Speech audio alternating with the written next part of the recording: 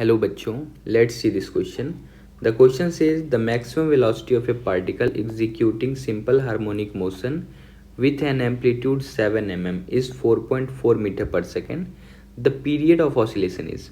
Question में एक दिया हुआ है कि एक पार्टिकल एसएचएम एग्जीक्यूट कर रहा है और उसका एम्पलीट्यूड 7 mm है और उस पार्टिकल का जो मैक्सिमम वेलोसिटी उसका भी वैल्यू दिया हुआ है. तो हमें पता करना है कि उस पार्टिकल का टाइम पीरियड क्या होगा, वन साइकिल में कितना टाइम लग रहा होगा.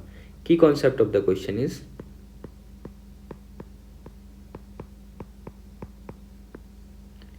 first key concept of the question is velocity of particle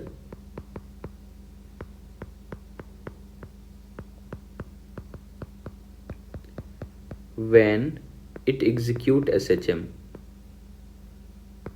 अगर कोई पार्टिकल SHM एग्जीक्यूट कर रहा है तो उसका वेलोसिटी का रिलेशन होता है velocity equal to omega root under amplitude का स्क्वायर माइनस डिस्प्लेसमेंट का स्क्वायर. एंड सेकेंड की concept of the question is relation between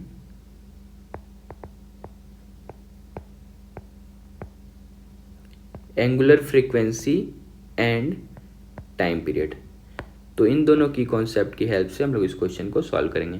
question में एम्पलीट्यूड दिया हुआ है एसएचएम का, ये वैल्यू है एम्पलीट्यूड इक्वल टू 7 mm और ये mm में दिया हुआ है. तो आप इसे एसआई यूनिट में कन्वर्ट करो तो आप इसे लिख सकते हो 7 इंटू 10⁻³ मीटर, क्योंकि 1 mm इक्वल टू 10⁻³ मीटर होता है. और वेलोसिटी, मैक्सिमम वेलोसिटी जो पार्टिकल का दिया हुआ है ये दिया हुआ है 4.4 मीटर पर सेकेंड. हमें टाइम पीरियड फाइंड करना है.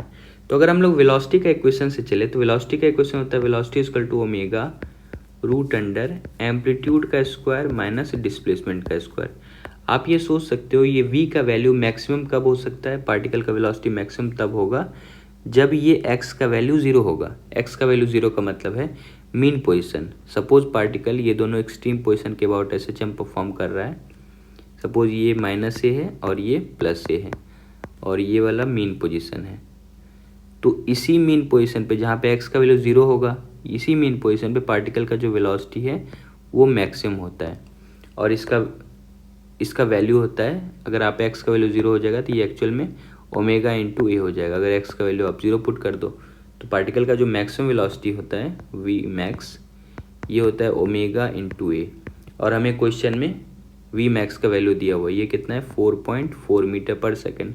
मीटर पर सेकेंड में स्टैंडर्ड यूनिट में है तो हमें चेंज करने की ज़रूरत नहीं है.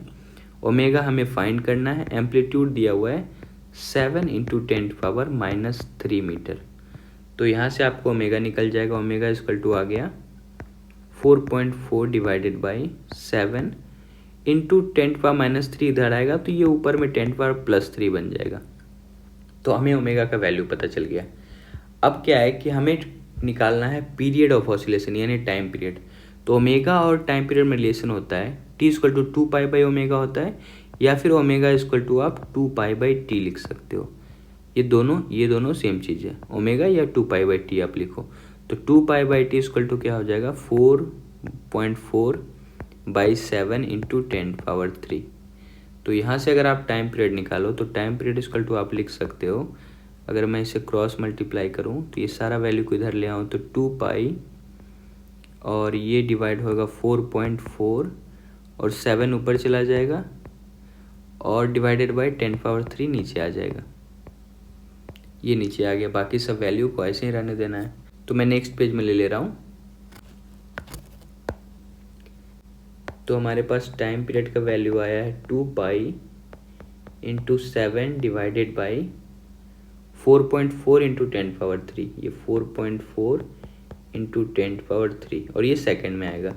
तो इसे अगर सिंप्लीफाई करें तो 2π की जगह आप क्या लिख सकते हो 3.14. 7 को आप ऐसे ही रहने दो, नीचे 4.4 है इंटू 10⁻³ है. अगर आप इसे और भी सिंप्लीफाई करो अप्रॉक्सीमेशन में आप वैल्यू को कर सकते हो. तो आप देखो हम लोग क्या करते हैं, इन तीनों को अप्रॉक्स मल्टीप्लाई करते हैं. तो 7 इंटू 3 कितना हो जाएगा 21 होता है.